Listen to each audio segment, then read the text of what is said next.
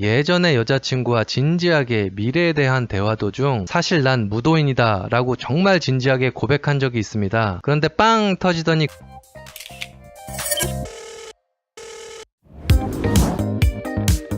문학계뿐 아니라 20세기 유명 인사 중에서도 마초남으로 유명한 해밍웨이. My writing is nothing. My boxing is everything. 미국의 작가이자 저널리스트인 조세핀 허스트와 인터뷰에서 해밍웨이가 남긴 말입니다.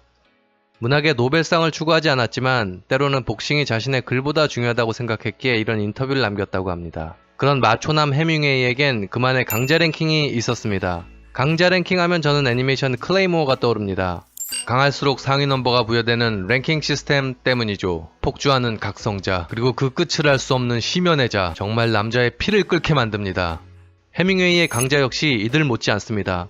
여기서 강자란 셰익스피어, 세르반테스, 도스토옙스키, 톨스토이 등 역사상 위대한 작가들을 뜻합니다. 네, 위대한 작가들을 순위로 나누는 것은 무의미합니다만 노벨문학상 수상자의 눈에 그들이 어떻게 비춰졌는지는 매우 흥미롭습니다. 게다가 플로리다의 집에 링을 설치했을 정도의 열성 복서가 그들을 가상의 링으로 초대하여 대결을 펼친 것입니다. 자, 그럼 본격적으로 해밍웨이의 강자 랭킹을 살펴보겠습니다. 랭킹 순위는 해밍웨이의 편지 내용을 해석하여 이미 작성한 것입니다. 다른 의견과 해석이 있을 수 있습니다. 챔피언의 셰익스피어, 다음은 S급의 톨스토이, 그리고 5성급, 4성급 이렇게 별 숫자로 등급을 나누었습니다.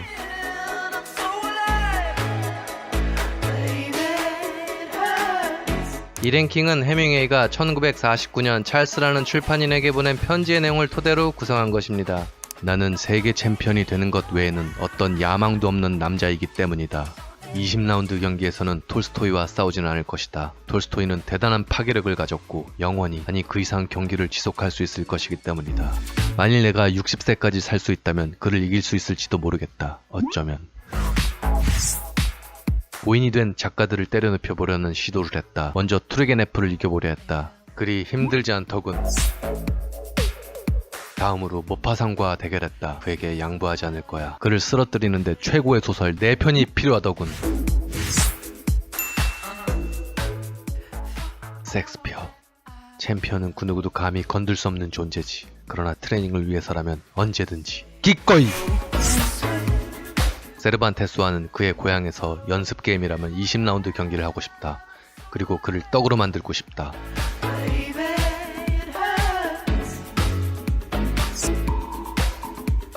장편으로는 도스토옙스키와 멜빌과 붙고 싶다. 두 사람은 한 팀으로 안정적인 엔트리이다. 그들과의 싸움은 우리를 지치게 하지.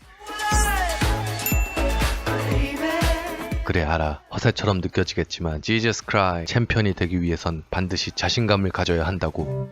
해밍웨이 스스로 인정했지만 이 글은 곳곳에서 허세가 느껴집니다. 선호하는 작가에 대한 평가는 개인의 취향이므로 뭐라 할 수 없으나 본인 스스로 링에 올라 그들 사이에서 펀치를 휘두르며 레벨을 측정했기에 과연 그의 스카우터가 제대로 작동했는지 낱낱이 분석해보겠습니다. 어려운 책 이야기는 스킵하겠습니다. 누가 정말 강한가 랭킹에 집중하겠습니다. 일단 해밍웨이는 자신이 이긴 상대는 쓰러뜨렸다고 표현합니다. 그러나 진다는 표현 대신 연습 경기, 트레이닝을 언급하며 상대를 인정하죠. 태클 들어갑니다.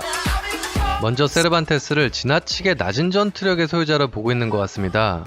세르반테스의 돈키호테는 노벨연구소에서 세계 50여 개국 출신 100명의 유명 작가에게 설문조사한 결과 문학사상 최고의 작품에 압도적 지지를 받은 작품입니다. 짧게 표현해서 현대의 모든 인문학은 세르반테스에게 빚을 지고 있다 해도 과언이 아닙니다. 문학계에서 돈키호테의 영향력은 너무나 어마어마해서 더 이상 언급하지는 않겠습니다. 참고로 세르반테스는 레판토 해전에 참전한 최강 스페인 군인 출신으로 동시대를 살았던 셰익스피어와 우연히 만나 싸운다면 이겼을 것 같습니다. 다음은 S급의 톨스토이와 4성급의 도스토옙스키입니다. 29세기의 두 러시아 문호는 자주 비교되곤 하는데 생애와 작품 세계가 완전히 다른 거장 중의 거장들이기에 절대 우열을 논할 수 없습니다. 도스토옙스키의 작품은 드라마틱하고 비극적이며 톨스토이는 서사시적인 스케일을 가지고 있습니다. 그러나 해밍웨이는 톨스토이의 전투력을 도스토옙스키보다 높게 보고 있는데 이 점이 흥미롭습니다. 억지로 태클을 걸자면 이소룡의 어록 중 하나를 대신하겠습니다. 내가 1인자라고 생각하지 않는다.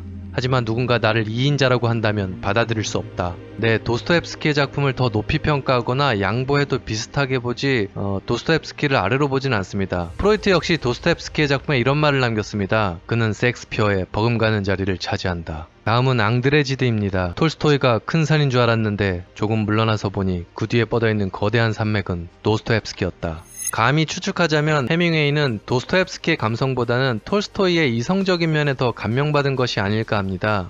마지막으로 최고의 소설이 4편이나 필요했다고 하는 모파상입니다. 강하다고 인정하는 것 같지만 왠지 전투 중 상대에게 나를 각성시키다니 보통 녀석이 아니군. 하지만 거기까지. 이런 느낌이 들기도 하는 것이 사실입니다. 왜냐하면 결국 쓰러뜨렸다고 표현했기 때문입니다. 해밍웨이는 필요 이상으로 프랑스 작가들을 평가절하하고 미국 작가인 멜빌을 도스토옙스키와 동급의 전투력으로 슬쩍 묘사함으로 미국에 대한 자긍심을 드러냅니다. 영화 미드나잇 인 파리를 보신 분들은 아시겠지만 해밍웨이는 파리에서 많은 프랑스 작가들과 교류하며 논쟁함으로 프렌치 선배 작가에 대한 신비감이 많이 옅어진 것이 아닌가 합니다. 눈썰미가 있으신 분들은 해밍웨이의 랭킹 하단 1성급 작가군의 프랑스 작가들인 졸라, 위고, 플로베르, 스탕다를 발견하셨을 것입니다. 이밖에 핏제럴드, 조셉 콘라드, 샤르트르 역시 해밍웨이에게 상당히 폄하를 당했기에 별 하나를 줄 수밖에 없었습니다. 이상의 랭킹을 통해 해밍웨이의 작가적 취향과 다소 허세스러운 면을 엿보았습니다. 왠지 인간적으로 친해지고 싶고 궁금하지 않습니까? 전 영상을 제작하며 진지하게 복서로서의 해밍웨이의 열정과 진심을 느꼈습니다. 그리고 동질감 역시 느꼈습니다. 예전에 여자친구와 진지하게 미래에 대한 대화 도중 사실 난 무도인이다 라고 정말 진지하게 고백한 적이 있습니다. 그런데 빵 터지더니 그 상황이 되게 뻘쭘하게 된 적이 있었습니다. 게임에서나 봤지 태어나서 자기가 무도인이라고 말하는 사람은 처음 봤다며 말이죠. 사실 제 직업은 무술과 아무 상관없습니다. 다만 무도인의 마음으로 도전하고 사회생활하고 언젠가는 진지하게 진짜 육체적 수련을 할 것이다. 직업은 계속 바뀔 수 있지만 누군가 내 정체성을 묻는다면 난 무도인이다 뭐 이런 내면의 마음이었는데 중2병 취급받았습니다. 그럼 나도 그런 마음으로 오늘부터 무도인이다 뭐 그러더군요. 네. 해밍웨이가 위대한 작가들과 섀도우 복싱을 하며 그들을 평가한 것은 다소 허세라 할 수 있지만 My writing is nothing.